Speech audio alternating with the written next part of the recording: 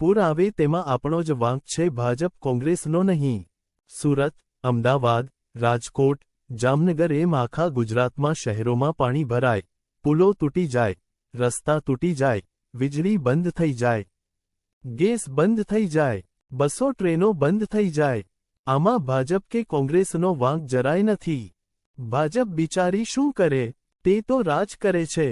રાજ કરવું એટલે કોઈપણ કામ થાય તેમાં કોન્ટ્રાક્ટર તેમને ભાગ આપે છે કે નહીં તે ધ્યાન રાખવું. રાજ કરવું એટલે કોઈ બોલે તો તેને ચૂપ કરી દેવું. રાજ કરવું એટલે કોઈ દુર્ઘટના થાય તે તેને દબાવી દેવી. રાજ કરવું એટલે વિરોધ પક્ષને ખતમ કરી દેવો. રાજ કરવું એટલે અધિકારીઓને છૂટો દોર આપી દેવો.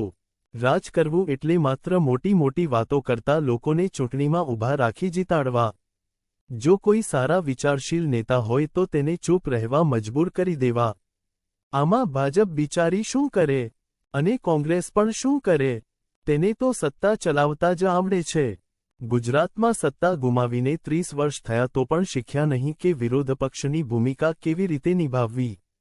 એટલે કે કોંગ્રેસ એવો બેશરમ અને બેરોજગાર છોકરો છે જેના મા બાપ બિચારા બની ગયા છતાં તેને ખબર નથી પડતી કે પોતે મહેનત કરવી પડે.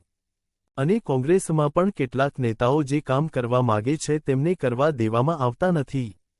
તો પછી ઉપાય શું છે? આપણા દુઃખોનું કારણ આપણે જ છીએ. કોઈ બીજું કોઈ હોઈ શકે નહીં. કૃષ્ણ જન્મ લેશે તો પણ લડવું તો અર્જુને જ પડશે. કૃષ્ણ પોતે યુદ્ધ નહીં લડે. તે માર્ગદર્શન કરશે, સાથે રહેશે, પણ લડવું તો આપણે જ પડશે. બોલવું પડશે, અવાજ ઉઠાવવો પડશે. કામ ન કરે તો કરાવવું પડશે. કોઈ નહીં આવે, હવે કોઈ નહીં આવે.